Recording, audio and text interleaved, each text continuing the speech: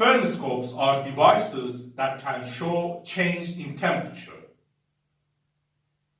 Thermoscopes can be considered as precursors of thermometers, where thermoscopes just show temperature change qualitatively, while thermometers measure temperature and temperature gradient quantitatively.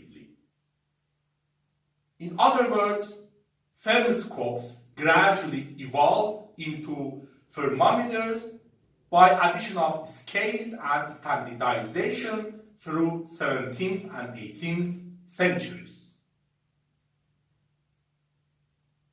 A common design of thermoscopes is similar to Galileo's thermoscope, also known as Galileo's air thermoscope.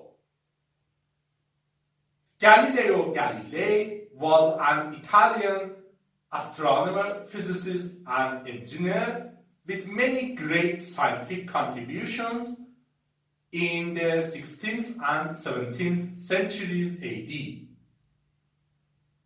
Galileo's thermoscope had a large empty glass bulb with an attached long narrow tube, where this was held vertically with large empty bulb at the top, and the open end of tube was at bottom inside a container of water. For Galileo's thermoscope, by change of temperature of large bulb, the water level in narrow tube would rise or fall, where low water levels in narrow tube would mean high temperatures, while high water levels in narrow tube would mean low temperatures.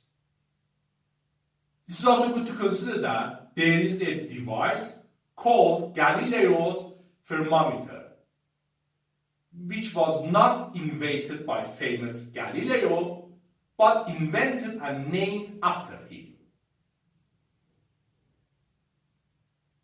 While Galileo Galilei is arguably considered as the inventor of the thermoscope, there were mentions and descriptions of similar yet more immature devices before Galileo's thermoscope.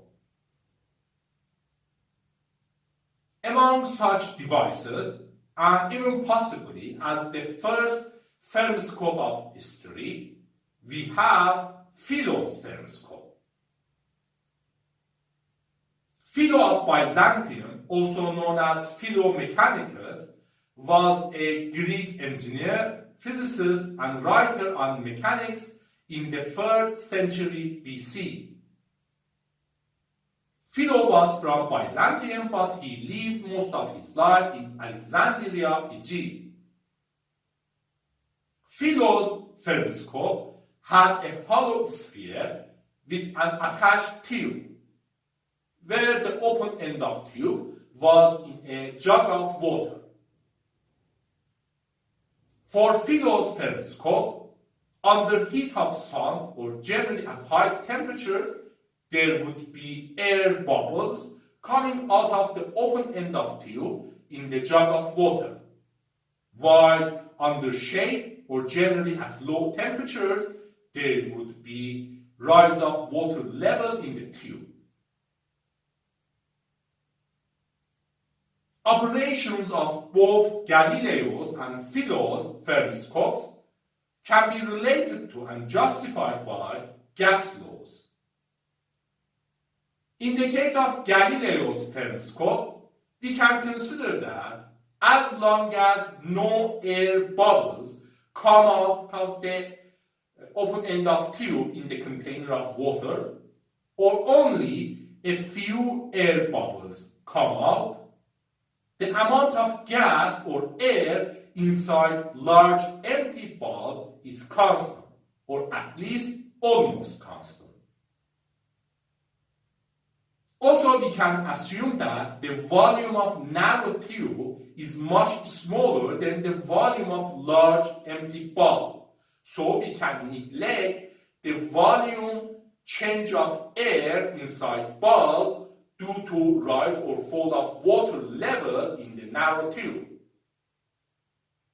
At such conditions of constant or almost constant amount and volume, we can consider Amonton-Gay-Lussac's gas law, which describes the direct proportionality between pressure and thermodynamic temperature of gases at constant volume and amount.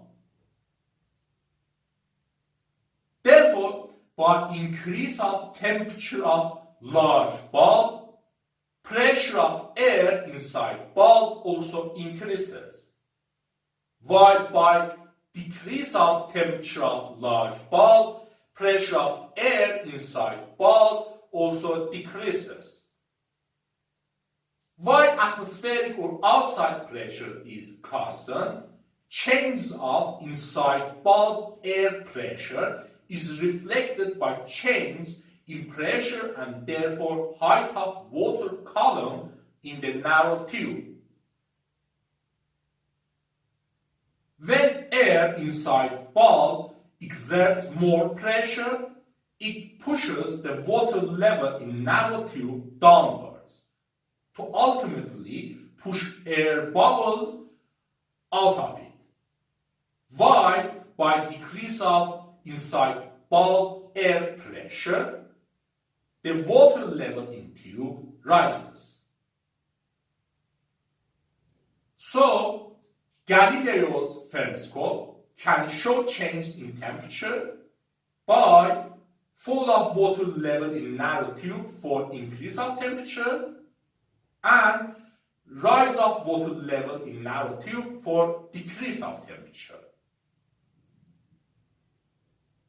In the case of Philo's thermoscope, we can consider a similar discussion, but we should also consider that its tube might have been short and wide with possibly considerable air loss from the open end of tube, making it less sensitive and also making the assumption of constant amount and volume invalid and therefore consideration of general gas law necessary.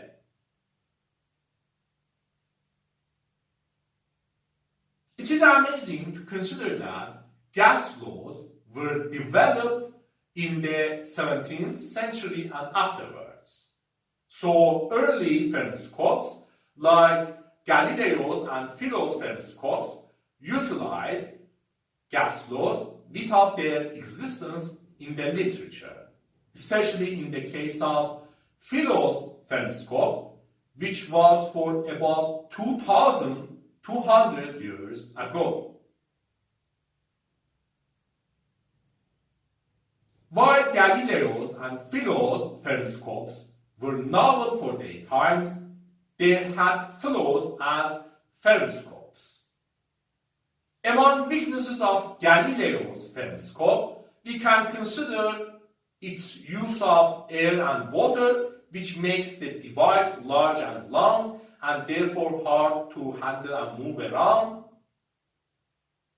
Its sensitivity to change in atmospheric pressure, possibility of considerable air loss from the open end of tube at high temperatures which affects its repeatability, etc.